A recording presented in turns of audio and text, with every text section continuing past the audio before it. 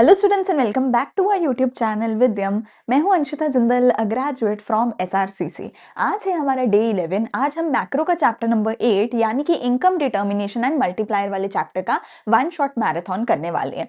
तो इस particular chapter में से जो आपका इन्वेस्टमेंट मल्टीप्लायर वाला कॉन्सेप्ट है उसका क्वेश्चन आना गारंटीड होता है। तो मैं पूरा ही चैप्टर आपको एक्सेस डिमांड, डेफिसिट डिमांड, जो भी हमें करना है, इक्विलिब्रियम, ठीक है ना, एग्रीगेट डिमांड एंड सप्लाई का, S and I approach, AD and S approach, सब कुछ इस वीडियो में वन शॉट लेक्चर में मैं आपको जल्दी से करवाने वाली हूँ। कुछ आधे घंटे से 40 मिनट तक का ये लेक्चर रहेगा एंड छोटा सा लेक्चर है, वन शॉट लेक्चर में आज हम कर देंगे खत्म। जल्दी से कमेंट सेक्शन में डे 11 लिख के तुम्हारे नाम की अटेंडेंस जाके पोस्ट कर दो, मुझे पता चलना चाहिए कितने बच्चे तुम रेगुलरली सुन रहे हो। एंड उसके बाद टेलीग्राम पे जाके फॉलो कर लेना सारे नोट्स के लिए। व्हाट्सएप चैनल पे बहुत सारे एमसीक्यूज की लाइब्रेरी है, 20 मार्क्स के एमसीक्यू वहां से कवर हो जाएंगे। इंस्टाग्राम पे भी फन मोटिवेशन के लिए हमें फॉलो जरूर करना। चैनल को भी लाइक शेयर सब्सक्राइब कर देना जरूर। ठीक है, शुरू करते हैं हमारा आज का lecture, income determination and multiplier.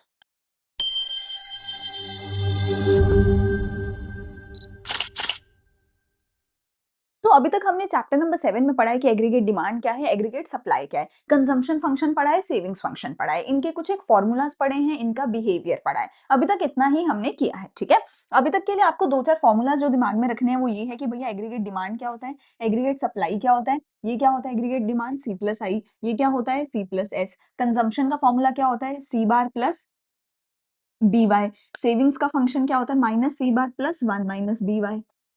ठीक है ना, तो कुछ है कि फॉर्मूलाज अभी तक हमने करे हैं, बस इतना ही तुम्हें ध्यान में रखना है। अब इस चैप्टर में हम बोलेंगे कि भैया एग्रीगेट डिमांड ये होती है, एग्रीगेट सप्लाई ये होती है, लेकिन जहां पर ये एग्रीगेट डिमांड और एग्रीगेट सप्लाई एक दूसरे के बराबर हो जाएंगे, उस पॉइंट पे हमारा क्या निकल के आ जाएगा, इक्विलिब्रियम लेवल निकल के आ जाएगा। किस चीज का इक्विलिब्रियम लेवल निकल के आएगा, इनकम का एंड आउटपुट का। देखो बेटा, तुमने 11th में पढ़ा होगा कि माइक्रो इकोनॉमिक्स होती है, जहां डिमांड एंड सप्लाई मीट करते हैं, इक्विलिब्रियम प्राइस निकल के आता है, वो होता है माइक्रो में। मैक्रो में हम प्राइस की बात नहीं करते, मैक्रो में किसकी बात करते हैं, मैक्रो में बात करते हैं इनकम की, यानी कि नेशनल इनकम की। मैक्रो में बात करते हैं आउटपुट की, मैक्रो में बात करते हैं एम्प्लॉयमेंट की।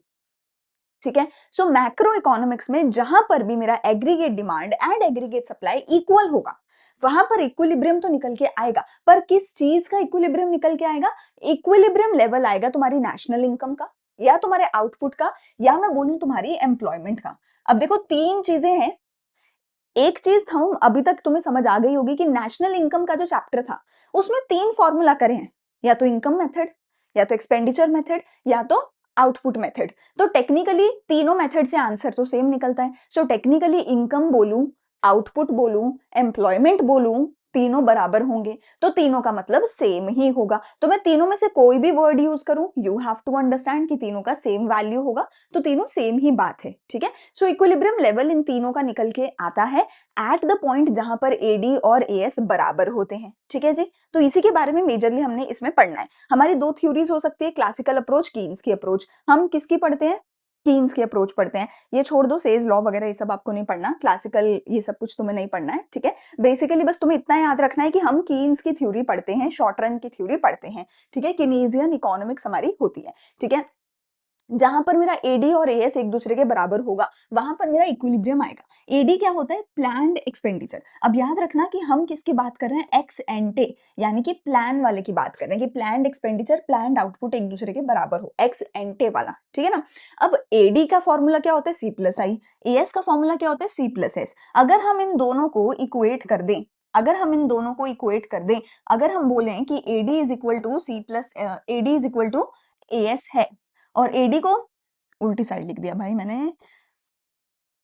अगर मैं बोलूं कि एडी एएस एक दूसरे के बराबर हैं, एडी जो है वो एएस के बराबर है, और फिर मैं बोलूं कि एएस का फॉर्मूला है सी प्लस एस, एडी का फॉर्मूला है सी प्लस आई, तो मतलब ये इसके बराबर है। इन दोनों में से सी और सी कॉमन है तो कट हो गया, तो मतलब एस इक्वल टू आई होगा।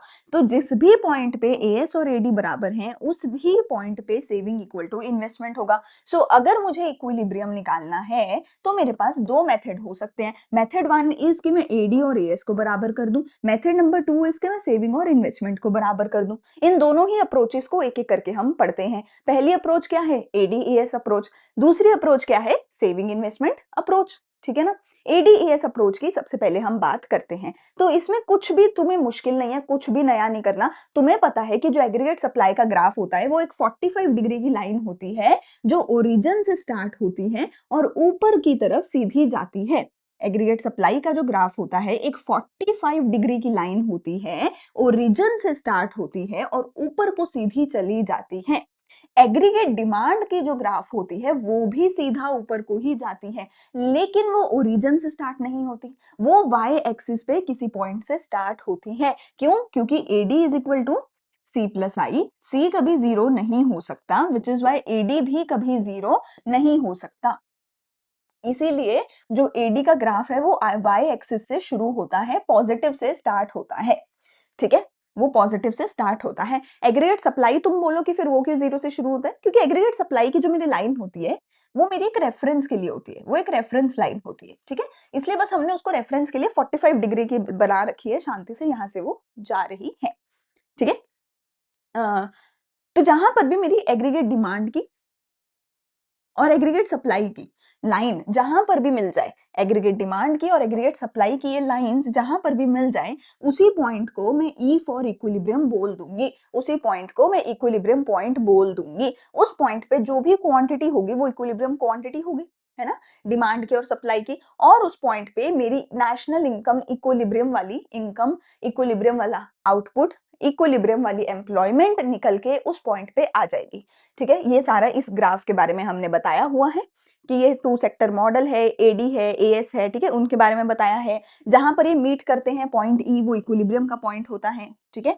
ओएम है हमारा equilibrium level of output. Equilibrium level of output क्या है मेरा? ये ओएम, ठीक है, यानी कि 240, ये है मेरा इक्विलिब्रियम लेवल ऑफ आउटपुट, ठीक है? क्योंकि इसी पॉइंट पर इक्विलिब्रियम हो रहा है, ठीक है? सो तुम देख सकते हो कि 240 जो है वहां पर एडी और एएस एक दूसरे के बराबर हो रहे हैं। Equilibrium level of output income हमारा 240 है। ग्राफ की मदद से भी तुम वही चीज देख सकते हो, ठीक है? ऐसे ही अगर मैं सेविंग इन्वेस्टमेंट अप्रोच की बात करूं, उसमें भी कुछ नहीं करना, एक सेविंग का ग्राफ बनाना है, एक इन्वेस्टमेंट का। इन्वेस्टमेंट तो मैं अज्यूम ही करके चलती हूँ कि जो मेरी इन्वेस्टमेंट है वो ऑटोनॉमस है। ऑटोनॉमस है मतलब कि इन्वेस्टमेंट जो है वो फिक्स्ड है, वो कांस्टेंट है, वो चेंज नहीं हो सकती, वो चेंज नहीं हो सकती, फिर चाहे मेरी इनकम जितनी भी हो, हमारी जो इन्वेस्टमेंट है वो चेंज नहीं हो सकती। इसीलिए जो इन्वेस्टमेंट की लाइन है वो एक स्ट्रेट लाइन है, पैरेलल टू एक्स एक्सिस, वो हमेशा ऐसे ही स्ट्रेट लाइन में रहती है। लेकिन अगर मैं सेविंग्स की बात करूं तो सेविंग्स आपको पता होंगी कैसी होती हैं। सेविंग्स ना नीचे से नेगेटिव से स्टार्ट होती है, नेगेटिव से स्टार्ट होती है, नेगेटिव से स्टार्ट होके वो ऊपर की तरफ जाती है। सेविंग्स नेगेटिव से स्टार्ट होके ऊपर की तरफ जाती है। अब एक चीज ऊपर को जा रही है, एक स्ट्रेट लाइन है, पैरेलल टू एक्स एक्सिस है, तो एक ना एक पॉइंट पे तो इन दोनों को मिलना ही पड़ेगा, क्योंकि ये जैसे ही ऊपर बढ़ती बढ़ती कहीं ना कहीं मीट कर जाएगी। जहां पर ये दोनों मीट कर जाएंगे वो इक्विलिब्रियम होगा, फिर से वो क्वांटिटी हमारी इक्विलिब्रियम आउटपुट की क्वांटिटी होगी। 240 यूनिट आप यहाँ पर देख सकते हैं। सो जब मेरी नेशनल इनकम 240 थी, कंजम्पशन 220 थी, उस पॉइंट पर मेरी सेविंग्स 20 है, इन्वेस्टमेंट 20 है, दोनों बराबर हो गए हैं, दोनों का इक्विलिब्रियम आ गया है। फिर से हमारे इक्विलिब्रियम आउटपुट यहाँ पे 240 हमें दिखाई दे रही है, ठीक है? सो पॉइंट ई क्या है? फिर से यहाँ पे इक्विलिब्रियम का पॉइंट है, जहां प्लान सेविंग और प्लान इन्वेस्टमेंट एक दूसरे के बराबर हो गए हैं, ठीक है? एसएस क्या है? मेरी सेविंग कर्व है जो पहले जीरो होती है फिर बढ़ती रहती है, ठीक है? इन्वेस्टमेंट कर्व है, पैरेलल टू एक्स एक्सिस है, ठीक है जी? तो ये सारा उस ग्राफ के बारे में है। सो ओवरऑल आपको 2 ग्राफ बनाने हैं। जो सेविंग एंड इन्वेस्टमेंट का ग्राफ होगा वो कैसा होगा? जो सेविंग्स एंड इन्वेस्टमेंट का ग्राफ होगा वो कैसा होगा? ये मेरा ओ एक्स एक्सिस है, ये ओ वाई एक्सिस है। तो सेविंग एंड इन्वेस्टमेंट के ग्राफ में आपको क्या करना है? सेविंग्स को ऐसे ऊपर की तरफ लेके जाना है और इन्वेस्टमेंट को ऐसे पैरेलल रखना है, ठीक है जी? एडीएस वाले ग्राफ में अगर मैं बात करूं, एडीएस वाले ग्राफ में क्या करना है तुम्हें? एडीएस वाले ग्राफ में तुमको एएस को जीरो से शुरू करना है, ओरिजिन से, और एडी को ऊपर से शुरू करना है, वो ऐसा बनेगा। तो ये 2 ग्राफ बनाने हैं, एक ऐसा, ये एडी और एएस, ये बराबरी, ये सेविंग्स सॉरी ये इन्वेस्टमेंट, ये सेविंग्स, ये बराबरी इक्विलिब्रियम। बस ये 2 ग्राफ तुम्हें बनाने हैं, सेविंग इन्वेस्टमेंट एडीएस, ठीक है? और इनको ऑब्वियसली अच्छे से लेबल करना है, जो मैंने यहाँ पे करके दिखाया है, ठीक है जी? अब कहते हैं कि ये दोनों बराबर होने क्यों चाहिए? जब इक्विलिब्रियम लेवल ऑफ इनकम है, तो ये सेविंग और इन्वेस्टमेंट क्यों बराबर होना चाहिए? तो सेविंग एंड इन्वेस्टमेंट क्यों बराबर होना चाहिए? तो ये तो मैंने आपको फॉर्मूला की मदद से दिखाई दिया कि एडी और एएस अगर बराबर होंगे, तो एएस सी प्लस एस होगा, एडी सी प्लस आई होगा, तो एस और आई भी बराबर होंगे। तो इसीलिए जब इक्विलिब्रियम लेवल होगा, जब एडी और एएस बराबर होंगे, तब एस और आई डेफिनेटली बराबर होंगे, ठीक है? जिस भी पॉइंट पे एडी और एएस बराबर होंगे, उस पॉइंट पे डेफिनेटली एस और आई भी बराबर होंगे ही होंगे, ठीक है? ये चीज आपने देख ली है। एंड यहाँ पर भी तुम देख सकते हो, जो दोनों ग्राफ है हमने पैरेलली बनाए हैं, ऊपर एडी एएस वाला ग्राफ बनाया है, नीचे सेविंग इन्वेस्टमेंट का ग्राफ बनाया है, और एग्जैक्टली जिस पॉइंट पर एडी एएस का इक्विलिब्रियम होगा, उसके बिल्कुल पैरेलल, उसके बिल्कुल नीचे सेम पॉइंट पर ही सेविंग इन्वेस्टमेंट का भी इक्विलिब्रियम होगा। ये ग्राफ दिखाने का मेरा पर्पस क्या है कि सेम पॉइंट पे होगा, सेम पॉइंट पे होगा इक्विलिब्रियम। ऐसा नहीं हो सकता कि एडी एएस का कहीं और हो रहा है, सी एस और आई का कहीं और हो रहा है, नहीं। फॉर्मूला भी जब सेम है, एडी एएस, उसी से तो एस और आई निकाला है ना। सो जिस पॉइंट पे एडी एएस बराबर होंगे, उसी पॉइंट पर सेविंग और इन्वेस्टमेंट भी बराबर होने ही चाहिए। अगर तुम्हारा यहाँ पे इक्विलिब्रियम आ रहा है 240 का और यहाँ पे इक्विलिब्रियम आ रहा है 220 का, मतलब तुम गलती कर रहे हो, ऐसा नहीं हो सकता, ठीक है? मतलब कि ऐसा नहीं हो सकता। अगर यहाँ पर भी 240 पे इक्विलिब्रियम बना है, तो यहाँ पर भी 240 पर ही इक्विलिब्रियम बनेगा, ठीक है जी? अच्छा जी, अब ज़रूरी तो नहीं है कि हमेशा एडीएस बराबर होंगे, ज़रूरी तो नहीं है इकोनॉमी हमेशा इक्विलिब्रियम में होगी, ऑब्वियसली ज़रूरी नहीं है, सब कुछ स्मूथ तो होता नहीं है, ज़िंदगी ऐसे तो नहीं चलती, ज़िंदगी ऐसे-ऐसे चलती है, कभी ऊपर, कभी नीचे, कभी दुःख, कभी खुश, कभी खुशी, कभी गम, कभी खुशी, कभी गम, चलता रहता है। तो ऐसे ही एडी, एएस भी हमेशा बराबर तो नहीं हो सकते, कभी एडी ज़्यादा होगा, तो कभी एएस ज़्यादा होगा, ठीक है ना? कभी एडी ज़्यादा होगा, तो कभी एएस ज़्यादा होगा, बराबरी तो नहीं हो सकती, लेकिन बराबरी करनी पड़ेगी। लेकिन बराबरी करनी पड़ेगी। ज़िंदगी में कभी खुशी है तो कभी गम है, पर तुम्हें हमेशा एक नॉर्मल स्टेट में ही चलना पड़ता है, अपनी खुशी भुला के, गम भुला के सुबह उठ के काम पे जाना पड़ता है। रात को कुछ भी लड़ाई झगड़ा हुआ है, पार्टी हुई है, सुबह उठ के स्कूल जाना पड़ेगा। वैसे ही एडीएएस में कोई भी ज़्यादा हो, कम हो, बराबर तो करना पड़ेगा, बराबरी पे लाना पड़ेगा, वापस खींच के पकड़ के एडी और एएस को बराबर करना पड़ेगा। लेकिन भैया ये कीन्स का मॉडल है, शॉर्ट टर्म का मॉडल है। तो कीन्स भैया कहते हैं कि देखो, जो एग्रीगेट डिमांड है ना, वो ऐसी रहेगी, और एग्रीगेट सप्लाई जो है ना, वो एक रेफरेंस की लाइन है। एग्रीगेट सप्लाई ना एक रेफरेंस की लाइन है, वो ऐसी ही रहेगी। तो ना डिमांड ना अगर नीचे है तो यहाँ मीट कर लेगी, अगर डिमांड ऊपर है तो यहाँ मीट कर लेगी सप्लाई को, ठीक है ना? सो डिमांड ना कहीं भी जाती रहे, डिमांड ऊपर जाए, डिमांड नीचे जाए, सप्लाई आकर के उसको मीट करके जाएगी ही जाएगी। सप्लाई आकर के उसको मीट करके जाएगी ही जाएगी, चाहे डिमांड कैसी भी हो, चाहे डिमांड कम हो, चाहे सब डिमांड ज्यादा हो, सप्लाई आकर उसको मीट करके जाएगी, सप्लाई ऑटोमेटिकली एडजस्ट हो जाएगी एज पर द डिमांड। चाहे कस्टमर डिमांड कम करे तो सप्लायर अपने आप सप्लाई कम कर देगा, अगर कस्टमर डिमांड ज्यादा करेगा तो सप्लायर अपने आप सप्लाई बढ़ा देगा। सो सप्लाई ऑटोमेटिकली खुद को एडजस्ट कर लेगी, जैसा भी डिमांड करतब उसको नचाएगी अपनी उंगलियों पे, सप्लाई नाचती रहेगी, उसके अकॉर्डिंग खुद को एडजस्ट कर लेगी। ऐसा जी हमारे किसने बोला था? कीन्स भाई साहब ने बोला था, ठीक है जी? तो कहते हैं कि अगर सप्लाई बहुत ज्यादा है और डिमांड बहुत कम है, मतलब कस्टमर नाराज है, कस्टमर खरीदना नहीं चाहता सामान, कस्टमर के पास पैसा नहीं है खरीदने का, तो सप्लायर ने तो सामान बना दिया। अब सप्लायर ने जब सामान बना के रख दिया और सामान नहीं बिका, तो सप्लायर को क्या हो जाएगा? बहुत भारी भरकम लॉस हो जाएगा। अब सप्लायर कहता है मुझे माल मेरा बिक नहीं रहा, मैंने इतने सारे यूनिट बना के रख दिए जो कि नहीं बिक रहे, अब मैं और यूनिट तो नहीं बना सकता, पहले पुराने बेचूंगा तभी नए बनाऊंगा। तो एक काम करो, प्रोडक्शन रोक दो, एक काम करो, प्रोडक्शन रोक दो, क्योंकि अभी कोई खरीद ही नहीं रहा। अब अगर प्रोडक्शन रोक दी, तो फैक्ट्री में जो काम करने वाला मजदूर है, जो फैक्ट्री में काम करने वाली लेबर है, प्रोड्यूसर के घर का थोड़ी है लेबर, प्रोड्यूसर उसे बिठा के खाना क्यों खिलाएगा? प्रोड्यूसर लेबर को नौकरी से निकाल देगा और बोलेगा अभी फैक्ट्री बंद है 1 महीना, 1 महीने बाद जब फैक्ट्री खुलेगी तब तुम्हें नौकरी पे रखूंगा। तो उससे क्या होगा? एम्प्लॉयमेंट चली जाएगी, बेचारे मजदूर हमारे अनएम्प्लॉयड हो जाएंगे, ठीक है? क्यों? क्योंकि डिमांड कम थी, तो सप्लायर का लॉस हो रहा था, सप्लायर ने प्रोडक्शन रोक दी, तो उसने लेबर को काम से निकाल दिया।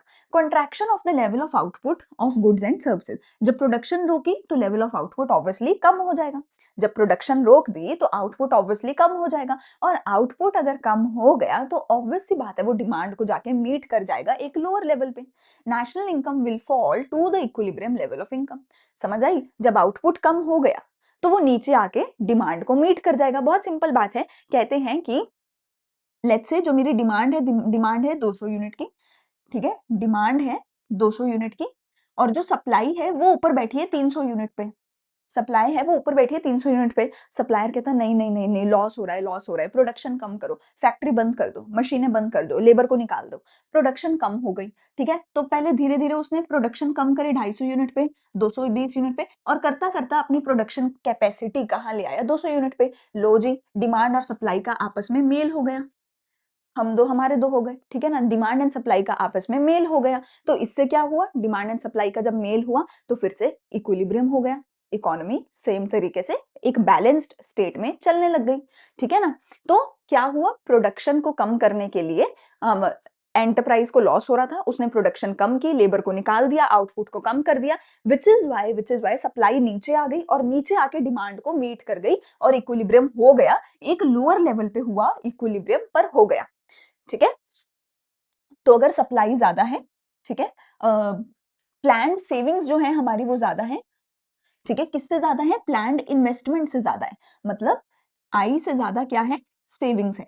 देखो ना, आई क्या, आई किस में आता है, एडी में आता है ना, सी प्लस आई, ठीक है ना। तो अगर AD is greater than AS तो इसका मतलब है savings is greater than investment, कि हाउस होल्ड जो है, हाउस होल्ड की सेविंग है 35,000, एंटरप्रेन्योर की इन्वेस्टमेंट थी 30,000, तो इसकी वजह से ये सारा कुछ हो रहा था। अब इसकी वजह से क्या होगा, इन्वेस्टमेंट लेस देन सेविंग्स था, तो इन्वेस्टमेंट कम हो जाएगी, सप्लायर अपनी इन्वेस्टमेंट कम कर देगा, प्रोडक्शन कम हो जाएगी, क्योंकि पहले ही अनसोल्ड इन्वेंट्री पड़ी है, पहले ही एक्यूमुलेशन ऑफ अनसोल्ड स्टॉक हो गया, ठीक है। यहाँ पर एक बहुत इंपॉर्टेंट लाइन लिख कर आ जाना प्लीज, अगर ये वाला केस आता है तो एक बहुत इंपॉर्टेंट पॉइंट लिख कर आ जाना कि इस केस में क्या होता है, accumulation, accumulation of unintended inventory. Unintended मतलब कि सप्लायर चाहता नहीं था कि इतनी इन्वेंट्री इकट्ठी हो, पर इतनी इन्वेंट्री इकट्ठी हो गई क्योंकि सप्लायर बेच ही नहीं पाया, क्योंकि डिमांड ही नहीं थी, तो एक्यूमुलेशन हो गई अनइंटेंडेड इन्वेंट्री की। तो पहले ही अनसोल्ड स्टॉक पड़ा था, तो प्रोड्यूसर ने प्रोडक्शन कम कर दी, उसने एम्प्लॉयमेंट को कम कर दिया, वर्कर्स को काम से, लेबर को निकाल दिया। तो जब लेबर काम से निकाल दी गई तो डिमांड भी फॉल होगी, कंजम्पशन भी फॉल होगी, नेशनल इनकम भी इसकी वजह से फॉल होने लग जाएगी, नेशनल इनकम भी इसकी वजह से फॉल होने लग जाएगी। ये सारी चीजें हमारी क्या हैं, ये सारी चीजें हमारी क्या हैं कि क्या आफ्टर इम्पैक्ट होगा, क्या इम्पैक्ट होगा इसकी वजह से,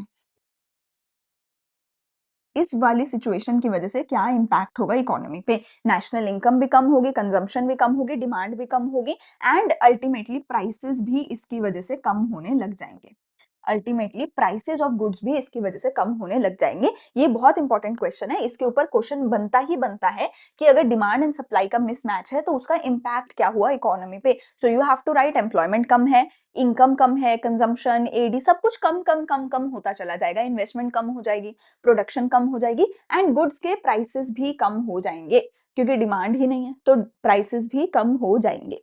ऑन द अदर हैंड, अगर डिमांड ज्यादा है सप्लाई से, अगर डिमांड बहुत ज्यादा है सप्लाई से, तो प्रॉफिट होगा बिजनेसमैन का, वो एम्प्लॉयमेंट और भी ज्यादा बढ़ाएगा, क्यों, क्योंकि अब उसको और भी ज्यादा सामान बनाना है, मतलब कि इसने तो बनाए थे सिर्फ 2,000 यूनिट, पर ये मांग रहे हैं 3,000 यूनिट, तो सप्लायर कहता भैया 3,000 यूनिट तो है ही नहीं मेरे पास तो सिर्फ 2,000 यूनिट है।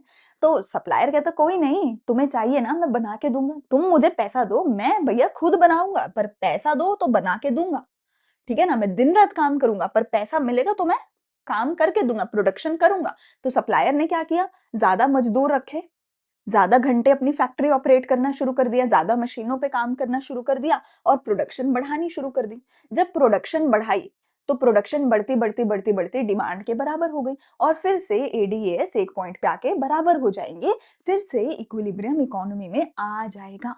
ठीक हो गई बात। तो इस केस में क्या होगा, इन्वेस्टमेंट ज्यादा होगी, एज कम्पेयर टू सेविंग्स, ठीक है ना। एंटरप्रेन्योर ने 30,000 इन्वेस्ट किया, सेविंग्स कम थी, तो इन्वेस्टमेंट ग्रेटर देन सेविंग्स है, या मैं बोलूं aggregate demand greater than aggregate supply है। तो ऐसे केस में इम्पैक्ट क्या पड़ेगा, ऐसे केस में इम्पैक्ट क्या पड़ेगा, इन्वेस्टमेंट बढ़ेगी, प्रोडक्शन बढ़ाई जाएगी, एम्प्लॉयमेंट बढ़ाई जाएगी वर्कर्स की, डिमांड बढ़ेगी, कंजम्पशन बढ़ेगी, नेशनल इनकम बढ़ेगी, प्राइसेस बढ़ेंगे, प्राइसेस भी बढ़ेंगे, इस केस में प्राइसेस भी इंक्रीज हो जाएंगे। लेकिन इस केस के ना बेसिकली दो सिनेरियो बनते हैं, इस केस के ना बेसिकली दो सिनेरियो बनते हैं। कहते हैं कि हमारी ना तीन डिफरेंट सिचुएशन होती है, देखो इक्विलिब्रियम की। कहते हैं कि ना अंडर एम्प्लॉयमेंट हो सकता है, ओवर एम्प्लॉयमेंट हो सकता है और फुल एम्प्लॉयमेंट हो सकता है। मान लो मेरी इकोनॉमी में पहले ही फुल एम्प्लॉयमेंट है, मेरी इकोनॉमी में पहले ही फुल एम्प्लॉयमेंट है, मतलब कि अगर मेरी इकोनॉमी में 1,000 लोग हैं काम करने वाले, उन सबको काम मिला हुआ है, अब कोई अनएम्प्लॉयड है ही नहीं, और अभी भी डिमांड कम है सप्लाई से, अभी भी डिमांड कम है सप्लाई से। तो अगर अभी भी डिमांड ज्यादा है सप्लाई से, ठीक है। अगर डिमांड ज्यादा है तो प्रोड्यूसर ज्यादा सामान बनाएगा, अगर प्रोड्यूसर को ज्यादा सामान बनाना है तो उसको लेबर चाहिए, एम्प्लॉयमेंट देनी पड़ेगी उसको। अरे पर एम्प्लॉयमेंट देने के लिए तो कोई बचा ही नहीं, लेबर तो सारी फुल्ली एम्प्लॉयड है। तो कहते हैं कि अगर इकोनॉमी में पहले ही फुल एम्प्लॉयमेंट है और उसके बावजूद भी ये सिचुएशन आ गई, तो इस केस में और एम्प्लॉयमेंट नहीं हो सकती, तो इस केस में एग्रीगेट सप्लाई और बढ़ाई ही नहीं जा सकती क्योंकि ऑलरेडी फुल एम्प्लॉयमेंट पर है। तो ऐसे केस में प्रोडक्शन नहीं बढ़ेगी, एम्प्लॉयमेंट नहीं बढ़ेगी, इनकम नहीं बढ़ेगी, ये सब कुछ फिक्स रहेंगे, कांस्टेंट रहेंगे, नहीं बढ़ेंगे। लेकिन लेकिन इस केस में प्राइसेस जरूर बढ़ेंगे, क्योंकि जब डिमांड इतनी ज्यादा है तो सप्लायर क्या करेगा, ज्यादा तो नहीं बना पा रहा, पर जो अभी जो बना रखा है उसको ही महंगे रेट पर बेचने लग जाएगा, क्योंकि लोग तो खरीदने को तैयार बैठे हैं। तो ये अगर फुल एम्प्लॉयमेंट है और फुल एम्प्लॉयमेंट के बावजूद भी एक्सेस डिमांड है, तो सिर्फ प्राइसेस बढ़ेंगे और कुछ नहीं बढ़ेगा, इसको भी इंपॉर्टेंट मार्क कर लेना। लेकिन अगर क्वेश्चन ने फुल एम्प्लॉयमेंट की कैटेगरी तुम्हें नहीं दी है और नॉर्मली बोला है कि एक्सेस डिमांड है, तो उस केस में सारा कुछ बढ़ेगा, बिकॉज वी आर अज्यूमिंग कि फुल एम्प्लॉयमेंट नहीं है। सो तुम क्वेश्चन को दोनों में से किसी भी तरीके से लिख सकते हो, पर साथ में ये लिख देना कि what are you assuming a full employment level, और आर यू अज्यूमिंग कि फुल एम्प्लॉयमेंट नहीं है। ये दोनों केस बना के आ जाना कि अगर फुल एम्प्लॉयमेंट लेवल है तो सिर्फ प्राइसेस बढ़ेंगे, तो सिर्फ प्राइसेस बढ़ेंगे, क्योंकि और लोगों को एम्प्लॉय नहीं कर सकते, तो सप्लाई नहीं बढ़ सकती, सिर्फ प्राइसेस बढ़ेंगे, और प्राइसेस बढ़ने की वजह से डिमांड नीचे आ जाएगी। पर अगर फुल एम्प्लॉयमेंट लेवल नहीं है तो इन्वेस्टमेंट बढ़ेगी, प्रोडक्शन बढ़ेगी, एम्प्लॉयमेंट बढ़ेगी, AD, consumption, national income, prices, सारा कुछ इंक्रीज होगा, ठीक है। दूसरा केस क्या था कि aggregate supply is greater than AD, मतलब अगर डिमांड कम है तो उस केस में ये सारा कुछ नॉर्मली डिक्रीज हो जाएगा और कुछ नहीं, प्राइसेस भी डिक्रीज होंगे, सब कुछ उस केस में डिक्रीज हो जाएगा नॉर्मली, दैट्स इट, ठीक है। पर अगर ये वाला केस है तो दो केस बनेंगे, ठीक है जी, इसको इंपॉर्टेंट मार्क करके लिख लेना। तो अब कहते हैं तीन सिचुएशन हो सकती है इक्विलिब्रियम की, या तो फुल एम्प्लॉयमेंट, या तो अंडर एम्प्लॉयमेंट, या तो ओवरफुल एम्प्लॉयमेंट। ओवरफुल का कुछ वैसे मतलब नहीं है, ये एक इमेजिनरी सिचुएशन है। ओवरफुल का मतलब हुआ कि 1,000 लोग हैं हमारे देश में, पर काम करने वाले 1,500 लोग हैं। Does that make sense? अगर जिंदा 1,000 लोग हैं तो काम 1,500 लोग कैसे कर लेंगे? 500 भूत है हमारे देश में, इसका मतलब तो ये हुआ। सो टेक्निकली इसका कुछ प्रैक्टिकल मतलब नहीं है, ये इमेजिनरी सी है थोड़ी सिचुएशन, ठीक है। बट हम तीन तरीके की सिचुएशंस पढ़ते हैं, अंडर, फुल एंड ओवर, ठीक है। अगर फुल एम्प्लॉयमेंट है, इसका क्या मतलब है कि सिचुएशन विच एडीएस भी बराबर है और फुल एम्प्लॉयमेंट भी है। फुल एम्प्लॉयमेंट का मतलब है कि अगर मेरे देश में 1,000 लोग हैं जिनको काम करना है, वो 1,000 के 1,000 लोगों को काम मिला हुआ है, लोग बड़े खुश हैं, उन सबको काम मिला हुआ है, लोग बड़े खुश हैं, ठीक है, जिसको काम चाहिए उन सबको काम मिला हुआ है। कोई भी इनवॉलंटरी अनएम्प्लॉयमेंट उस केस में नहीं है। इनवॉलंटरी अनएम्प्लॉयमेंट क्या होती है कि people are willing and able to work पर फिर भी काम नहीं मिल रहा, वो इनवॉलंटरी है, ठीक है ना। तो इस केस में क्या है, फुल एम्प्लॉयमेंट के केस में क्या है, कोई इनवॉलंटरी अनएम्प्लॉयमेंट नहीं है, यानी कि हर वो इंसान जो काम करना चाहता है और काम कर सकता है और एग्जिस्टिंग वेज रेट पे काम करने को तैयार है, हर उस इंसान को नौकरी मिली हुई है, हर उस इंसान को नौकरी मिली हुई है। तो इसका मतलब कोई इनवॉलंटरी अनएम्प्लॉयमेंट नहीं है, इसका मतलब इकोनॉमी फुल एम्प्लॉयमेंट पे ऑपरेट कर रही है। वैसे तो ये भी इमेजिनरी सिचुएशन है, क्योंकि कभी ऐसा होता ही नहीं है कि फुल एम्प्लॉयमेंट है, ऐसा कभी नहीं होता, ठीक है ना। टेक्निकली लोग अनएम्प्लॉयड बैठे ही होते हैं हर देश में, लोग भूखे मर ही रहे होते हैं, गरीबी बहुत ज्यादा है दुनिया में, ठीक है। सो टेक्निकली तो ऐसा भी होता ही नहीं है किसी भी देश में, ठीक है, full employment. But anyways practically possible तो है, कि अगर हर देश का हर इंसान काम करने लग जाए, हर वो इंसान जो काम करना चाहता है और उसे काम मिल जाए, तो फुल एम्प्लॉयमेंट है। और अगर उस केस पे जो इक्विलिब्रियम होगा, उस केस पे एडी और एएस अगर बराबर हो जाएँगे और उस केस में एडी एएस का जो इक्विलिब्रियम होगा, उसको फुल एम्प्लॉयमेंट इक्विलिब्रियम बोला जाएगा। ठीक है? फुल एम्प्लॉयमेंट इक्विलिब्रियम में क्या होगा? एडी और एएस मैच कर जाएँगे, दैट्स इट। एडी और एएस मैच कर जाएँगे, दैट्स इट। बस हमें इतना सा ही ग्राफ इसके अंदर बनाना होगा। ये वही नॉर्मल ग्राफ है जो अभी आपने इक्विलिब्रियम का बनाया है, सेम टू सेम ग्राफ है। ठीक है? बाकी इसी ग्राफ को एक्सप्लेन किया हुआ है, ठीक है? और बोला गया कि हर वो इंसान जो काम करना चाहता है, उसको काम मिला हुआ है। कोई भी फ्रिक्शनल या स्ट्रक्चरल अनएम्प्लॉयमेंट एग्जिस्ट नहीं करती है, ठीक है? इसके बारे में पिछले ही चैप्टर में पढ़ा है, चैप्टर 7 में पढ़ा है कि फ्रिक्शनल स्ट्रक्चरल क्या होती है, वो सब हमने पढ़ा है। तो कोई भी टाइप ऑफ अनएम्प्लॉयमेंट सॉरी ये एग्जिस्ट करती है, हाँ। फ्रिक्शनल एंड स्ट्रक्चरल तो एग्जिस्ट करती ही है, लेकिन इनवॉलंटरी अनएम्प्लॉयमेंट एग्जिस्ट नहीं करती। फ्रिक्शनल एंड स्ट्रक्चरल तो होती ही है, इनवॉलंटरी अनएम्प्लॉयमेंट एग्जिस्ट नहीं करती। ठीक है, इस सब के बारे में चैप्टर 7 में हमने पढ़ा था कि इसका मतलब क्या है। लेकिन याद रखना, जब भी फुल एम्प्लॉयमेंट हम चेक करने जाते हैं, फुल एम्प्लॉयमेंट कैलकुलेट करने जाते हैं, so we only consider involuntary वाली। अगर इनवॉलंटरी है तो फुल एम्प्लॉयमेंट नहीं है, अगर इनवॉलंटरी अनएम्प्लॉयमेंट नहीं है तो उस देश में फुल एम्प्लॉयमेंट है। फ्रिक्शनल एंड स्ट्रक्चरल एग्जिस्ट कर सकती हैं, इसको इंक्लूड नहीं करते जब फुल एम्प्लॉयमेंट की कैलकुलेशन करते हैं तो, ठीक है ना, क्योंकि ये तो टेम्परेरी होती है, ठीक है, तो ये एग्जिस्ट कर सकती है। ठीक है, तो ये नॉर्मल ग्राफ है आपका इक्विलिब्रियम का। ये आपका नॉर्मल फुल एम्प्लॉयमेंट इक्विलिब्रियम का ग्राफ बनेगा, जिसमें एक ही एडी होगा, एक ही एएस होगा। ठीक है जी, सेविंग इन्वेस्टमेंट भी इसमें बराबर होंगे, सारे रिसोर्सेज फुल्ली एम्प्लॉयड है, कोई ओवर प्रोडक्शन नहीं है, कोई शॉर्टेज नहीं है। ठीक है जी। अच्छा जी, लेकिन क्या हमेशा फुल एम्प्लॉयमेंट ही होगा? नहीं, अंडर एम्प्लॉयमेंट भी तो हो सकता है। अंडर एम्प्लॉयमेंट भी तो हो सकता है कि एडी एंड एएस तो बराबर हैं। देखो मैं यहाँ दिखाती हूँ पहले आपको, एडी एंड एएस तो बराबर हैं, लेकिन लेकिन फुल एम्प्लॉयमेंट लेवल से नीचे, फुल एम्प्लॉयमेंट लेवल से नीचे बराबर हैं। मान लेते हैं हमारे देश की कैपेसिटी है कि हमारे देश में टोटल हम 1000 लोग अगर काम करें, ठीक है? 1000 लोग अगर काम करें तो वो टोटल 1 लाख यूनिट बनाएँगे। 1 लाख यूनिट प्रोड्यूस करेंगे, सप्लाई करेंगे। डिमांड है सिर्फ 50,000 यूनिट्स की।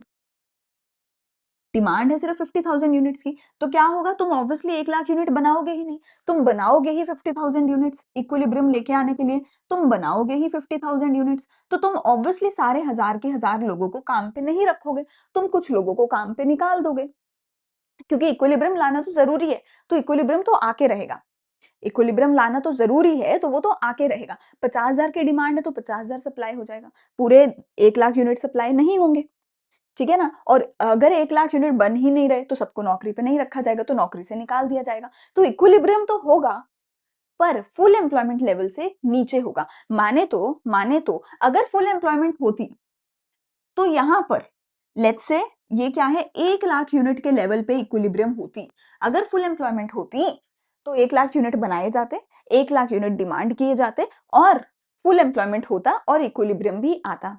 पर 1 लाख यूनिट तो नहीं आ रहे ना बाजार में। बाजार में तो कितना बिक रहा है? सिर्फ 50,000 यूनिट। तो इक्विलिब्रियम कहाँ पे हुआ? 50,000 यूनिट पे हुआ। 50 ही डिमांड हुए तो 50 ही सप्लाई हुए, तो इक्विलिब्रियम तो आया, डिमांड एंड सप्लाई तो बराबर हुए। लेकिन कुछ लोग अभी भी घर पे वेले बैठे थे, नौकरी के बिना बैठे थे, तो इसको हमने अंडर फुल एम्प्लॉयमेंट इक्विलिब्रियम बोला। और ये जो अंडर एम्प्लॉयमेंट इक्विलिब्रियम है, ये फुल एम्प्लॉयमेंट से नीचे एग्जिस्ट करता है, ये फुल एम्प्लॉयमेंट के नीचे एग्जिस्ट करता है। ठीक है, और ये जो इसके बीच का गैप है, इसको हम डिफ्लेशनरी गैप बोलते हैं। ठीक है, ये हमेशा फुल एम्प्लॉयमेंट से नीचे एग्जिस्ट करता है और इसके बीच का जो गैप है उसको हम डिफ्लेशनरी गैप बोलते हैं। डिफ्लेशनरी गैप बोलते हैं। इस केस में इनवॉलंटरी अनएम्प्लॉयमेंट एग्जिस्ट करती है। इनवॉलंटरी अनएम्प्लॉयमेंट एग्जिस्ट कर सकती है इस केस में, इनफैक्ट करती है, तभी तो फुल एम्प्लॉयमेंट नहीं है। ठीक है ना? सो ये हो गया हमारा अंडर फुल एम्प्लॉयमेंट का। फिर आता है ओवरफुल एम्प्लॉयमेंट। तो ओवरफुल उसका उल्टा होगा। ओवरफुल उसका उल्टा होगा, वो फुल एम्प्लॉयमेंट लेवल के ऊपर एग्जिस्ट करती होगी, कि फुल एम्प्लॉयमेंट तो यहां होनी थी 1 लाख यूनिट पे, 1 लाख बने, 1 लाख बिके, पर एक्चुअल में जो इक्विलिब्रियम हुआ, वो हुआ 1.5 लाख यूनिट पे, कि 1.5 लाख बन रहे हैं, 1.5 लाख बिक रहे हैं। तो ये जो इक्विलिब्रियम है, ये फुल एम्प्लॉयमेंट से ऊपर की तरफ एग्जिस्ट करेगा, और इन दोनों के बीच का जो गैप होगा, उसको क्या बोला जाएगा? इन्फ्लेशनरी गैप बोला जाएगा। उसको इन्फ्लेशनरी गैप बोला जाएगा। यानी इस केस में जो एग्रीगेट डिमांड है, इस केस में जो एग्रीगेट डिमांड है, greater than it is greater, किससे ग्रेटर है भैया? It is greater then aggregate demand at full employment level. ठीक है, इस केस में जो एग्रीगेट डिमांड है वो ग्रेटर है, किससे ग्रेटर है? फुल एम्प्लॉयमेंट लेवल वाले एडी से बड़ी है। तो तुम देख सकते हो, फुल एम्प्लॉयमेंट वाला एडी तो यहाँ पे था, फुल एम्प्लॉयमेंट वाला एडी तो यहाँ पे था, पर एक्चुअल एडी उसके ऊपर है, एक्चुअल एग्रीगेट डिमांड इसके ऊपर है, actual aggregate demand full employment वाले के ऊपर है। सो इस केस में AD is greater than the aggregate demand at full employment level. इस केस में aggregate demand is lower than the aggregate demand at full employment level. तो full employment वाला एडी ऊपर है, पर एक्चुअल एडी उसके नीचे है। ठीक है जी, ये चीज लिख कर आनी है, ये चीज बताकर आनी है। 2 एडी बनेंगे, AD1 AD2, एएस तो सेम ही रहेगा। 2 इक्विलिब्रियम बनेंगे, 2 आउटपुट लेवल्स बनेंगे, सारा कुछ बना के आना है। ठीक है जी, ठीक है जी। बस एक लास्ट टॉपिक रहता है हमारा, क्या? इन्वेस्टमेंट मल्टीप्लायर का। ये टॉपिक के ऊपर क्वेश्चन आना गारंटीड होता है। मल्टीप्लायर का एक क्वेश्चन आएगा ही आएगा, या तो न्यूमेरिकल में बन जाएगा सिंपल, या थ्योरी में बन जाएगा, या बोलेगा वर्किंग ऑफ मल्टीप्लायर बना के दिखाओ, जिसमें प्रॉपर टेबल बना के आपको पूरी वर्किंग दिखानी होती है। ठीक है, वो क्वेश्चन इसके अंदर बनेगा। अगर ये नहीं बनता तो इसकी जगह क्या बनेगा? Money multiplier. मनी वाले चैप्टर में पढ़ते हो ना, मनी मल्टीप्लायर। तो ये 2 मल्टीप्लायर हैं तुम्हारी किताब में, या तो मनी मल्टीप्लायर या तो इन्वेस्टमेंट मल्टीप्लायर। दोनों की working ditto copy paste same है, बस दोनों में नाम अलग है। इसमें इन्वेस्टमेंट रिलेटेड चीजें होंगी, इसमें मनी सप्लाई रिलेटेड चीजें होंगी। इसमें LRR होता है, CRR होता है, SLR होता है ना, वो सब होता है। और इसमें क्या होता है? NPC, MPS, इनकम, इसमें वो सब होता है। काम बिल्कुल सेम है, वर्किंग बिल्कुल सेम है, फॉर्मूलाज भी सिमिलर है, ठीक है, न्यूमेरिकल भी सिमिलर है, बस नाम अलग है, तो उस वजह से थोड़ा अलग है। पर मैं गारंटी दे सकती हूँ, एक 4 नंबर का क्वेश्चन आएगा ही आएगा, या तो इसमें से, या तो इन्वेस्टमेंट मल्टीप्लायर के नाम से आएगा, या तो मनी मल्टीप्लायर के नाम से आएगा, पर आएगा जरूर। 4 नंबर का क्वेश्चन गारंटी आता है। ठीक है, इन्वेस्टमेंट मल्टीप्लायर क्या बताता है? इन्वेस्टमेंट मल्टीप्लायर कहता है कि भैया देखो, अगर अगर इस देश में कहीं भी कोई भी चीज कहीं भी किसी ने पैसा इन्वेस्ट किया, मान लो मैंने पैसा इन्वेस्ट किया एक लैंड में, एक प्रॉपर्टी में, मैंने एक प्रॉपर्टी खरीदी है, मैंने तो अपनी तरफ से इन्वेस्टमेंट करी है ना, मेरा एसेट बन गया प्रॉपर्टी। लेकिन वो जो मैंने पैसा दिया, उस पैसे का क्या होगा? वो पैसा बट जाएगा सारी लेबर के बीच में, सारे डीलर्स के बीच में, सबके बीच में। ठीक है, तो लेट्स से मेरा पैसा आगे 50 लोगों के बीच में बटा, जिसने भी काम किया था उस प्रॉपर्टी पे। अब वो 50 लोग क्या करेंगे? उस 50 लोगों के लिए तो वो इनकम है, उनके लिए तो इनकम है जो मेरी इन्वेस्टमेंट थी। वो उस पैसे को बाजार में जाके खर्च करेंगे, अपने घर का खर्चा करेंगे, घर का सामान, राशन पानी सब खरीदेंगे, अपने अगले प्रोजेक्ट पे खर्चा करेंगे। तो जब वो आगे जाके खर्चा करेंगे, तो वो किसी और की इनकम हो जाएगी। ऐसे ही किसी और की इनकम है तो वो फिर से जाके खर्चा करेगा। समझ गए? तो कहने का तात्पर्य है कि बेटा जी, अगर एक बार कहीं पे पैसा इन्वेस्ट किया जाता है, तो मैंने अगर पैसा इन्वेस्ट किया, मेरे लिए तो वो इन्वेस्टमेंट थी, पर मैंने जिसको वो पैसा दिया उसके लिए वो इनकम हो गई। तो उसके लिए वो इनकम हो गई, इनकम यानी कि एग्रीगेट सप्लाई है ना, वाई है ना, इनकम हो गई। लेकिन जब भी किसी की इनकम होगी तो वो उस इनकम के सिर्फ 2 ही यूज करेगा, या तो कंजम्पशन करेगा या तो सेविंग करेगा। अगर तो उसने सेविंग कर ली, फिर तो पैसा खत्म, फिर तो पैसा खत्म। ठीक है ना, फिर तो वो पैसा आगे नहीं जा रहा, उसके पास सेव हो गया।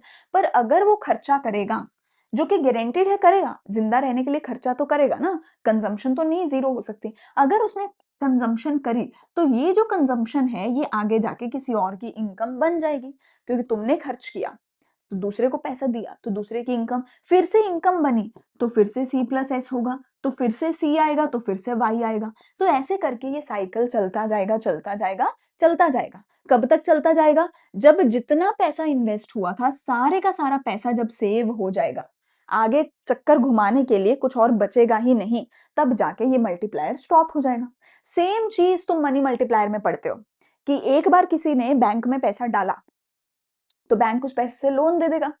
अगर लोन दिया है तो वो फिर से किसी के अकाउंट में जाएगा, फिर से लोन का पैसा बैंक में आएगा, बैंक फिर से उस पैसे को लोन में दे देगा, फिर से किसी के बैंक में जाएगा। लेकिन हर स्टेप पे जब बैंक लोन देता है, लोन देने से पहले कुछ पैसा बैंक अपने पास संभाल के रखता है। क्यों? क्योंकि आरबीआई ने बोला है ना कि भैया थोड़ा-सा अपने पास संभाल के रखना पड़ेगा, रिजर्व रेशो रखनी पड़ेगी, है ना? Cash reserve ratio, legal reserve ratio में थोड़ा बहुत पैसा तो रखना पड़ेगा। सो जब भी बैंक के पास पैसा आता है, बैंक कुछ पैसा तो आगे दे देता है, लोन की फॉर्म में, इस फॉर्म में, उस फॉर्म में, पर कुछ पैसा संभाल के रख लेता है। तो जैसे-जैसे वो रिजर्व बढ़ता जाता है, ठीक है, वैसे-वैसे मल्टीप्लायर की वैल्यू कम होती जाती है। तो जब सारा पैसा रिजर्व हो जाएगा, तो मल्टीप्लायर स्टॉप हो जाएगा। वही चीज़ यहाँ पर है, तो कि इन्वेस्टमेंट आई तो इनकम हुई, इनकम से खर्चा तो होगा पर सेविंग भी होगी। खर्चे से income, income, income, income multiply होती रहेगी, पर सेविंग भी बढ़ती रहेगी। और जब सारा पैसा सेव हो जाएगा, तो ये मल्टीप्लायर स्टॉप हो जाएगा। तो रेशो तो इन्वेस्टमेंट मल्टीप्लायर क्या है? It is a ratio of change in income to a given change in investment. कहते हैं अगर इन्वेस्टमेंट में कुछ सर्टेन चेंज हुआ, 10,000 करोड़ का, 20,000 करोड़ का, कुछ इन्वेस्टमेंट में अगर चेंज हुआ, उसकी वजह से इनकम में कितना चेंज आया, ये मुझे बताता है मेरा मल्टीप्लायर। मल्टीप्लायर का दूसरा फॉर्मूला क्या है? दूसरा फॉर्मूला है 1/1 माइनस एमपीसी, या 1 माइनस एमपीसी क्या होता है? एमपीएस होता है। तो दूसरा फॉर्मूला क्या है? 1/एमपीएस। मतलब इन्वेस्टमेंट मल्टीप्लायर जो है, वो एमपीएस के उल्टा है। ऑब्वियस सी बात है, अगर सेविंग ज्यादा होगी तो मल्टीप्लायर कम होगा, अगर सेविंग्स कम होगी तो मल्टीप्लायर ज्यादा होगा। तो ये दो फॉर्मूला है, एक ये वाला और दूसरा ये वाला, ठीक है। इन दो फॉर्मूला के बेस पे कोई भी न्यूमेरिकल सॉल्व कर सकते हो। न्यूमेरिकल सॉल्व करने के लिए क्या करना पड़ेगा? दोनों में से किसी एक फॉर्मूला से स्टार्ट करो। क्या फॉर्मूला है? k is equal to delta Y upon delta I और k इज इक्वल टू 1/एमपीएस। किसी एक फॉर्मूला से स्टार्ट करो, या तो तुम्हें क्वेश्चन में हिंट दे रखा होगा और उससे पहले एमपीएस निकालो, एमपीएस 1/एमपीएस करके k निकालो और फिर k की वैल्यू यहां पुट करो और इसमें से कोई एक चीज दे रखी होगी, एक चीज दे के दूसरी फाइंड आउट करो, या फिर इधर से पहले शुरू करो, या फिर पहले इधर से शुरू करो कि ये डिवाइड करके k निकालो, k की वैल्यू यहां पुट करो और एमपीएस निकालो। समझ गए? तो टोटल 4 चीजें हैं तुम्हारे पास, एक k है, एक डेल्टा वाई है, एक डेल्टा आई है और एक एमपीएस है।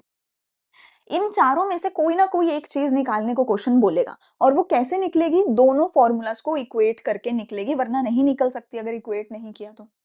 तो किसी एक फॉर्मूला से पहले k की वैल्यू निकालो और फिर उसको दूसरे फॉर्मूला में पुट करो, आपका न्यूमेरिकल हो जाएगा। मैं गारंटी दे रही हूँ, इसके बाहर न्यूमेरिकल नहीं बनता, पर फॉर्मूला तो पता होने चाहिए, ठीक है। ये 1/1 माइनस एमपीसी है, ये भी पता होना चाहिए। एमपीसी एमपीएस कैसे निकलते हैं वो भी पता होना चाहिए, जो पिछले चैप्टर में हमने करे हैं, ठीक है। ये मैंने छोटा सा एग्जांपल दिया हुआ है, कैसे निकालना है। डेल्टा वाई बोले तो दो वाई दे रखे होंगे, 5,000 और 1,000, दोनों को माइनस करो, 5 माइनस 1 4,000। दो आई दे रखे होंगे, दोनों को आपस में माइनस करके डेल्टा आई निकलेगा। सो 2 माइनस 1 1,000, तो 4,000 बटा 1,000, 4 क्या आ गई मेरी वैल्यू ऑफ इन्वेस्टमेंट मल्टीप्लायर, ठीक है। डेल्टा वाई और डेल्टा आई का क्या मतलब है कि कोई भी दो वैल्यूज दे रखी होंगी, उनको आपस में माइनस करके ये निकलेंगे, ठीक है। अच्छा, हम मल्टीप्लायर की थोड़ी सी वर्किंग समझ लेते हैं। So multiplier is the change in income due to change in investment, कि इन्वेस्टमेंट में चेंज आने की वजह से इनकम में क्या चेंज आया, वो है मल्टीप्लायर, ठीक है। इन्वेस्टमेंट की वजह से इनकम होती है, इनकम की वजह से फिर कंजम्पशन होती है। अब कंजम्पशन डिपेंड करती है एमपीसी पे, अगर फिर तुम एडिशनल कंजम्पशन कर रहे हो तो फिर से इनकम होगी, इनकम से फिर से कंजम्पशन, फिर से इनकम। तो इनकम जो है मल्टीपल वे में बार बार घूम घूम के इन जनरेट होती रहेगी, ठीक है।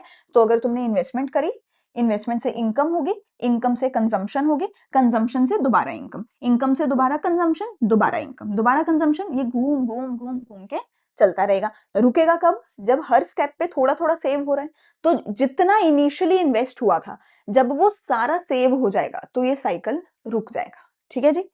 तो एक्सप्लेनेशन देख लेते हैं कि मान लेते हैं शुरू में 1,000 रुपए का इन्वेस्टमेंट हुआ और एमपीसी है 0.5, एमपीसी है 0.5, तो एमपीएस भी होगा 0.5। तो मतलब जितना भी पैसा इन्वेस्ट किया, पहली बार में तो जितना इन्वेस्ट किया सारे का सारा इनकम बन गया, लेकिन जितनी भी इनकम बनी, हर स्टेप पे आधी सेव होती है, आधी कंज्यूम होती है, आधी कंज्यूम आधी सेव। अब जो कंज्यूम हुआ वो फिर से इनकम, फिर से आधी कंज्यूम आधी सेव, फिर जो कंज्यूम हुआ फिर इनकम, आधी कंज्यूम आधी सेव, फिर इनकम, आधी कंज्यूम आधी सेव, ऐसे ही साइकिल चलता रहेगा। दो बार डैश डाल देना, ये पूरा टेबल एज इट इज बनाना है, ये पेपर में तुम्हें बना के आना है ये टेबल। अगर क्वेश्चन आ गया ना कि हमें क्वेश्चन आ गया ना कि हमें वर्किंग ऑफ मल्टीप्लायर करके दिखाओ with the help of an example, और जिसके आने के चांसेस बहुत ज्यादा हैं, तो एक्सप्लेनेशन तो देनी पड़ेगी, फॉर्मूला तो बताना पड़ेगा, कैलकुलेट तो करना पड़ेगा, पर उसके साथ टेबल भी बनाना पड़ेगा। सो टेबल पूरा आना चाहिए, round 1 2 3 4 5, initial investment, delta Y C S, ठीक है, ये एमपीसी एमपीएस, ठीक है, वो सब तुम्हें पता है। फिर ऐसे 2 3 साइकिल बना के दिखा देना, 2 3 में डैश लगा देना, नीचे टोटल करके आना जरूर है, नीचे टोटल जरूर कर देना। टोटल इन्वेस्टमेंट तो 1000 ही है। अब तुम फॉर्मूला की मदद से देख लो, फॉर्मूला की मदद से देख लो, क्वेश्चन ने तुम्हें देखो, अगर तो क्वेश्चन ने दे रखी है वैल्यू तो वही वैल्यू पुट कर दो, अगर क्वेश्चन ने नहीं दे रखी वैल्यू तो अपने आप से ले लो। अपने आप से क्या लेनी है? 2 चीजें लेनी है। क्या 2 चीजें लेनी है? कि इन्वेस्टमेंट 1000 की है और एमपीसी 0.5 है, तो एमपीएस भी 0.5 होगा, एमपीएस भी 0.5 होगा, ठीक है ना। तो बस दैट्स इट। इसकी मदद से तुम फॉर्मूला से निकाल लो, k is equal to 1/1 minus MPC, so 1/0.1 minus 0.5, ठीक है, तो 1/0.5 2, ठीक है। तो मुझे इससे पता है कि a की वैल्यू 2 है, यानी मेरी इनकम डबल होगी। तो अगर इन्वेस्टमेंट 1000 है, इनकम 2000 होगी, आधी कंजम्पशन आधी सेविंग्स। तो ये टोटल करके आना बहुत जरूरी है। और यहाँ पे तुम देख सकते हो 1000 1000, जब सेविंग इन्वेस्टमेंट के बराबर होगी तो साइकिल रुक जाएगा, बस। तो वर्किंग करके फॉर्मूला लगा के सारा कुछ करके दिखाना पड़ेगा, ठीक है जी। ग्राफिक प्रेजेंटेशन ऑफ मल्टीप्लायर तुम छोड़ दो, इसकी तुम्हें कोई जरूरत नहीं है, ठीक है। फीचर्स ऑफ मल्टीप्लायर देख लो, it is associated with change in investment, ठीक है, it depends upon the size of MPC MPS, ठीक है, और ये फॉरवर्ड भी हो सकता है, बैकवर्ड भी हो सकते हैं। मतलब अगर इन्वेस्टमेंट बढ़ गई तो इनकम भी बढ़ेगी, इसको बोला जाएगा फॉरवर्ड मल्टीप्लायर। लेकिन अगर इन्वेस्टमेंट कम हो गई, अगर इन्वेस्टमेंट कम हो गई तो उल्टा इनकम भी कम हो जाएगी, इनकम भी कम हो जाएगी, इसको बोला जाएगा बैकवर्ड वर्किंग ऑफ मल्टीप्लायर, ठीक है। तो मल्टीप्लायर, अगर इन्वेस्टमेंट बढ़ेगी तो इनकम भी बढ़ेगी, आगे को जाएगा मल्टीप्लायर कि इन्वेस्टमेंट जितनी आई उससे डबल हो गई इनकम। लेकिन बैकवर्ड भी वर्क कर सकता है कि अगर इन्वेस्टमेंट वापस ले ली, इन्वेस्टमेंट कम हो गई, तो भैया अगर इन्वेस्टमेंट 1000 करोड़ की कम हुई है तो लोगों की इनकम भी 2000 करोड़ से कम हो जाएगी। बैकवर्ड वर्कर भी मल्टीप्लाई, बैकवर्ड भी इन्वेस्टमेंट मल्टीप्लायर वर्क करेगा, ठीक है जी। तो फॉरवर्ड तुम देख सकते हो, फॉरवर्ड वर्किंग ऑफ मल्टीप्लायर क्या है कि अगर इन्वेस्टमेंट इंक्रीज हुई तो इनकम भी इंक्रीज होगी, used at the time of deflation. Backward working of multiplier क्या है कि अगर इन्वेस्टमेंट कम हुई है तो हमारी जो इनकम भी है वो भी रिड्यूस हो जाएगी, और ये इन्फ्लेशन के टाइम पे किया जाता है। इन्फ्लेशन के टाइम पे इन्वेस्टमेंट कम कर दी जाती है ताकि इनकम कम हो, लोग खर्चा कम करें, ठीक है ना। इन्फ्लेशन को कंट्रोल करने के लिए बैकवर्ड वर्किंग करी जाती है मल्टीप्लायर की। चलो, यहाँ पर हमारा पूरे का पूरा चैप्टर होता है खत्म। अगर कोई भी डाउट है तो आप कमेंट सेक्शन में अपने डाउट्स पूछ सकते हो, लेकिन पहले डन लिख दो जाते जाते कि हाँ हमने पूरा लेक्चर डन कर लिया है। एंड मुझे कमेंट सेक्शन में बताओ कि आपको लेक्चर कैसा लगा। जितने भी इसके न्यूमेरिकल्स है, इसमें भी मैंने पीपीटी में बहुत सारे न्यूमेरिकल्स डाले हुए हैं, तुम टेलीग्राम से जाकर ही पीपीटी ले सकते हो, ठीक है। एंड उसमें आप बहुत सारे क्वेश्चन सॉल्व कर सकते हो, जरूर कर लेना, बिकॉज इसका न्यूमेरिकल 4 नंबर का आना गारंटेड है, एक मल्टीप्लायर का क्वेश्चन गारंटेड है, एक 3 से 4 नंबर का न्यूमेरिकल आना गारंटेड है, 2 3 छोटे छोटे एमसीक्यू की फॉर्म में न्यूमेरिकल आना गारंटेड है, ठीक है। और उसके अलावा एक्सेस डेफिशिएंट डिमांड में से आता है क्वेश्चन, जो कि चलो अगले चैप्टर में करेंगे हम, ठीक है। बट इस चैप्टर के न्यूमेरिकल आना गारंटेड है, तो वो अच्छे से करके जाना है। एंड मैंने तुम्हें बता दिया इन्वेस्टमेंट मल्टीप्लायर का कैसा आएगा। एडीएस का भी एक बार मैं बता देती हूँ, एडीएस का न्यूमेरिकल कैसा आएगा कि तुम्हें क्या करना होगा, क्वेश्चन में दे रखा होगा कि इक्विलिब्रियम है, क्वेश्चन ने बोल रखा होगा कि इकोनॉमी में इक्विलिब्रियम है, तो तुम क्या करोगे, एडी इक्वल टू एएस करोगे, एडी को सी प्लस एस लिखोगे, एएस को वाई लिखोगे, एएस तुम्हें पता है वाई के बराबर होता है, ठीक है, इसको सॉरी सी प्लस आई लिखोगे, एएस को वाई लिखोगे, ठीक है। और उसके बाद तुम्हें सी का फॉर्मूला लगाना है, सी bar plus B of Y, तुम्हें ये फॉर्मूला लगाना है। तो अगर मैं इसको इसके अंदर इक्वेट करूं तो मुझे क्या मिला, सी को ये लिख दूं तो मुझे क्या मिला, C bar plus B Y plus I equal to Y, बस ये मेरी इक्वेशन बन जाएगी। इस इक्वेशन में वाई वाई कॉमन ले लेना, वाई कॉमन ले लेना, तो तुम्हारे पास क्या बन जाएगा, C bar plus I is equals to 1 minus B Y, ठीक है। बस ये मतलब कुछ ना कुछ इसमें से आपको दे रखा होगा, कुछ ना कुछ निकालना होगा, तो इसकी मदद से तुम निकाल देना जो भी आएगा। बस ये फाइनल इक्वेशन इतनी बनेगी, फाइनल इक्वेशन यही बनेगी, ठीक है। इसमें से 3 4 चीजें हैं, 3 4 में से कोई 1 2 चीजें दे रखी होंगी, 1 2 चीजें निकालनी होंगी, वो निकाल लेना। तो एक न्यूमेरिकल ये बनेगा, एक न्यूमेरिकल मल्टीप्लायर का बनेगा कि मल्टीप्लायर के 2 फॉर्मूला है, दोनों फॉर्मूला को इक्वेट करो आंसर निकालो। इन दोनों के बाहर कोई न्यूमेरिकल नहीं बन सकता, ये मैं तुम्हें बता रही हूँ। बाकी मैंने काफ़ी टाइप्स ऑफ न्यूमेरिकल इसके अंदर डाले हुए हैं, वो तुम कर सकते हो, ठीक है? इंपॉर्टेंट क्वेश्चन की वीडियोज़ में भी मैंने बहुत सारे न्यूमेरिकल सॉल्व करवाए हैं कि क्या थोड़े से हार्ड टाइप ऑफ न्यूमेरिकल क्या बन सकते हैं, वो भी मैंने करवाए हैं, तो वो भी तुम इंपॉर्टेंट क्वेश्चन की वीडियो से जाके कर सकते हो, ठीक है? मैं मिलूँगी अगले वीडियो में, अगले चैप्टर के साथ, तब तक के लिए अच्छे से पढ़ाई करते रहो। Thank you, bye-bye.